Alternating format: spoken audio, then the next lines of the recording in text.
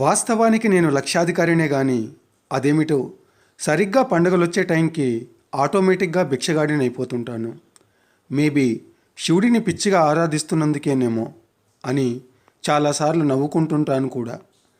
ఆర్థిక శాస్త్ర నిపుణుడైన చాణక్యుడు ఇలా అంటాడు, కేవలం డబ్బుని సంపాదిస్తున్నంత మాత్రానే నువ్వు ధనవంతుడివి కాలేవు.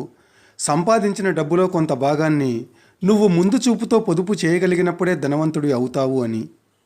ఆ విధంగా చూస్తే డబ్బుని పొదుపు చేయడం చేతగాని అసమర్థుల జాబితాలో నేను మా ఊర్లో టాప్ 3లో ఉంటాను. చిన్నప్పటి నుండి నేను వేసుకున్న నాస్తికత్వం ముసుగు తొలగించి దేవుని సేవకై కొత్త జీవితాన్ని ప్రారంభించి నిన్న వినాయక చవితికి సరిగ్గా ఏడాది పూర్తయింది. దైవారాధనలో మమేకమైన ఏడాదిలోపే నేను అద్భుతమైన దైవలీలల్ని అనేకం చూశాను. లాస్ట్ ఇయర్ వినాయక చవితి పండుగకి మా ఇంటి ముందు గణేశుడిని ప్రతిష్ఠించి అద్భుతమైన ఫలితాల్ని నిజ జీవితంలో చూశాను నేను. నా జీవితాన్ని మార్చిన ఆ గణేశునికి ఇప్పటికీ నేను ఎంతో అపురూపంగా రోజు పూజలు చేస్తుంటాను. మనం ఎదగడానికి కారణమైన వాళ్ళని అవసరం తీరాక పక్కన పెట్టలేని బలహీనత నాది. అందుకే ఈసారి కూడా మా ఇంటి ముందు గణపతి ఉత్సవాల్ని ఘనంగా చేయాలనుకున్నాను.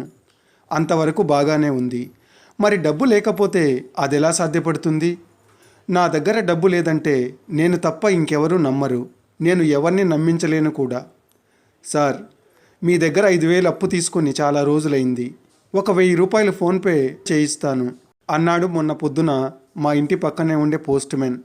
నాకైతే పోతున్న పరువు కొద్దిలో ఆగిన ఫీలింగ్. ఏం స్వామి, మీ ఇంటి ముందు ఈసారి వినాయక ఉత్సవాలు లేవా?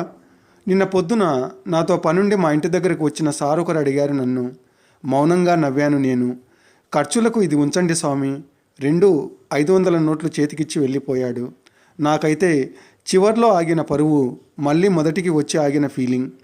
వర్షంలో తడుస్తూ కడపకు పోతుంటే మా ఊరి కొత్త రోడ్డు మీద దొరికిన 500 నోటు నిన్న నా పరువును మరింత పెంచిందని నిస్సందేహంగా చెప్పవచ్చు. ఈ వీడియో కనుక మీకు నచ్చినట్లయితే లైక్ చేయండి. మరిన్ని వీడియోల కోసం మా ఛానల్ని ఇప్పుడే సబ్స్క్రైబ్ చేసుకోండి. అలాగే నోటిఫికేషన్ల కోసం బెల్ సింబల్ పైన క్లిక్ చేయండి.